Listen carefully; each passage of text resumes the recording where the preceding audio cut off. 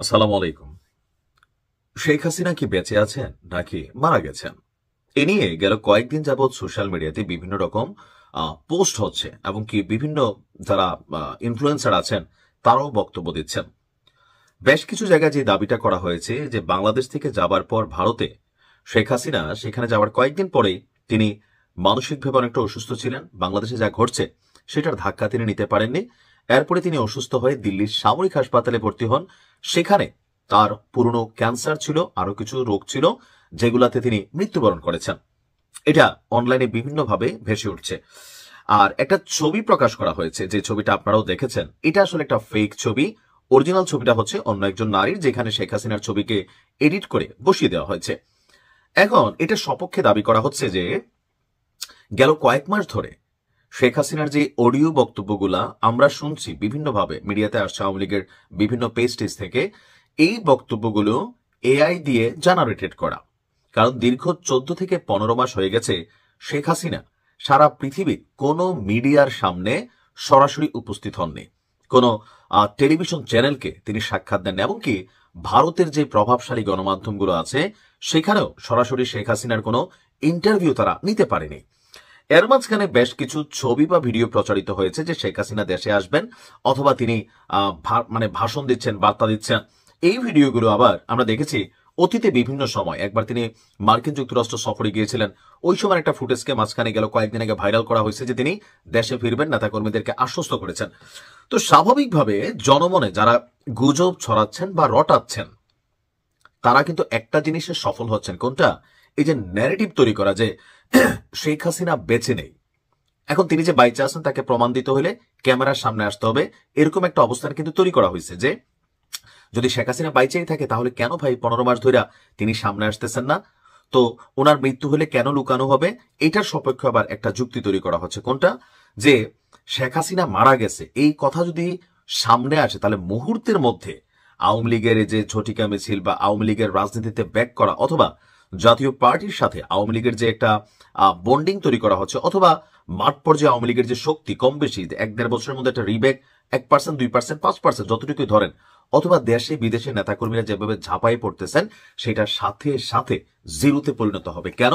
কারণ আওয়ামী লীগ এবং বিএনপি জাতীয় পার্টি এই দলগুলো বেসিক্যালি একটা পরিবার কেন্দ্রিক রাজনৈতিক দল হিসাবেই এস্টাবলিশড হয়েছে, যেখানে দলটির সর্বোচ্চ পর্যায়ে যারা থাকেন তাদের হুকুমে তাদের নির্দেশেই আসলে দলগুলো পরিচালিত হয় এবং তারা হচ্ছেন মূল শক্তির কেন্দ্রবিন্দু।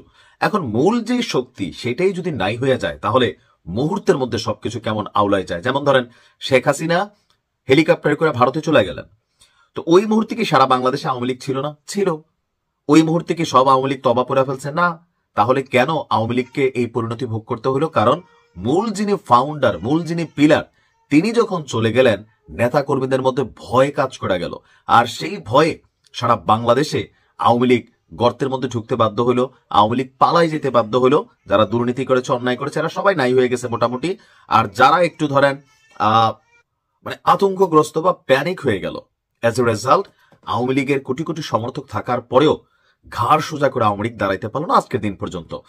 তো এই সকল কারণেই শেখ হাসিনার মৃত্যু হলেও মৃত্যুটাকে লুকানো হবে বা এটা প্রকাশ করা হচ্ছে না, বা ভারতেরও যেই জিও পলিটিক্স আছে বাংলাদেশকে নিয়ে সেইটার ধরেন নানান ধরনের ঝামেলা তৈরি হবে।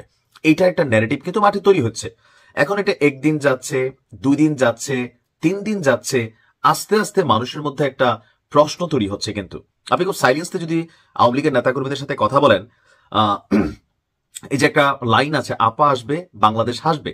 এখন আপা যদি মইরা যায় তাহলে আপা আসবে কই থেকে?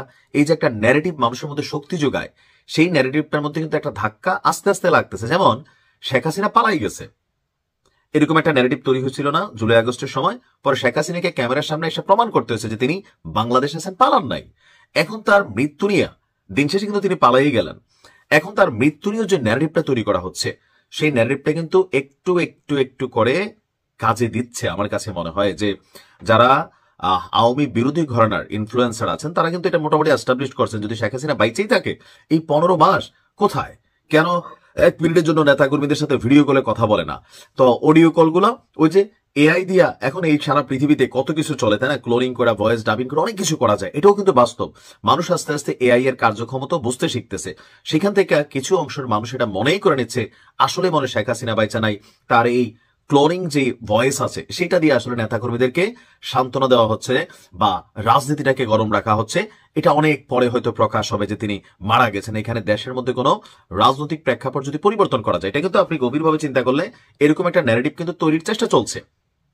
সপক্ষে বিপক্ষে অনেক যুক্তি চলছে, কিন্তু আওয়ামী লীগের নেতাকর্মীদের মধ্যে এক ধরনের চিকন টেনশন কাজ করছে যে শেখ হাসিনা আসলে বেঁচে আছেন নাকি তিনি আসলেই মারা গেছেন। তবে তিনি মারা গেলে সেটা সারা পৃথিবী জানবে, ভারত সরকার সেটা লুকাই রাখতে পারবে না। এটা আমার কাছে মনে হয় যে শেখ হাসিনার মতন একজন ক্যারেক্টার মরে যাবে আর ভারত সরকার এটাকে এইভাবে লুকাই রাখবে আর এটা কোনো না কোনোভাবে প্রচারিত হবে না, এইটাও কিন্তু আসলে সম্ভব না। শেখ হাসিনা মারা গেলে সারা পৃথিবী জানবে, এটাই খুব সিম্পল হিসাব। তার লাশ বাংলাদেশে এনে তো মাটি দেওয়া হবে, এমন তো না যে তিনি মারা গেছেন তাকে সেখানে মমি বানিয়ে রাখা দেওয়া হবে। বাংলাদেশ তার দেশ, তাকে বাংলাদেশে এনে মাটি দেওয়া হবে, এটাই হচ্ছে বাস্তবতা। আর সেই ক্ষেত্রে সরকারও একটা ভিন্ন ভূমিকায় যাবে, নয়তো ডক্টর ইউনূস সরকারও ভবিষ্যতে ঝামেলায় পড়বে বা রাজনৈতিকভাবে আওয়ামী লীগের নেতাকর্মীরা ইন ফিউচার যদি রাজনীতিতে আসে কখনো ব্যাক করে, এগুলো প্রতিহিংসা হিসেবে বিশাল একটা ফ্যাক্ট তৈরি হবে। সুতরাং শেখ হাসিনা মরেন নাই, তিনি জীবিত আছেন, এটা আমরা এই পারসেপশন থেকে ধারণা করতে পারি। আর বেটার হয় যে এই যে আলোচনা সমালোচনা, গুজব, সত্যি, বিভ্রান্তি, নানান কিছু চলছে, সেখানে শেখ হাসিনার উচিত যে একটা ভিডিও বার্তা তার নেতাকর্মীদের জন্য দেওয়া যে জীবিত আছেন, বা নেতাকর্মীরা অনেকে হয়তো মানসিকভাবে চাঙ্গা হবেন। অনেক নেতাকর্মীরা কিন্তু ফ্রাস্ট্রেশনে আছে, হয়তো মুখে মুখে বলে না। কেন বলে না? কারণ বইলে এখন বিপদে পড়বে। তো সার্বিক দিক থেকে শেখ হাসিনার মৃত্যুর বিষয়টা বারবার সামনে আসছে। এর আগেও কিন্তু বলা হয়েছে ক্যান্সার আছে, এ আছে, সে আছে। আর এই লেভেলে যারা থাকেন তাদের বিষয়গুলো কিন্তু সহজে প্রকাশিত হয় না, খুবই কঠোর গোপনীয়তা এখানে মেনটেন করা হয়। যেমন ধরেন আমরা যদি দেখি কোরআন হাদিসের ইতিহাসে যে হযরত সুলাইমান রাহমাতুল্লাহ আলাই বা সুলাইমান যে নবী ছিলেন, তিনি যখন মরলেন তার দেহটা ওই যে জিনদেরকে দিয়ে তিনি কাজ করাইতেন, একটা লাঠির উপর ভর করে তিনি দাঁড়াইছিলেন। যখন একটা সময় হইল আল্লাহর ইশারায় জিনরা বুঝতে পারলো যে তিনি মারা গেছেন, এর আগ পর্যন্ত জিনটা কিন্তু কাজ করতেছিল, কিন্তু তিনি মরেছিলেন। তো এখানে অনেক কিছু আসলে ঘটতে পারে, বাট প্রকৃত তথ্যগুলা সর্বশেষ আরো গুজবটা সামনে আসছে বেশি যখন টিউলিপ সিদ্দিকী নিজে একটা পোস্ট করলেন যে খালামণি অসুস্থ, দোয়া চাই, তখন থেকে এটা আরেকটু গুঞ্জনটা বাড়ছে। তবে শেখ হাসিনা মারা যায় নাই, জীবিত আছে। ভালো থাকুন।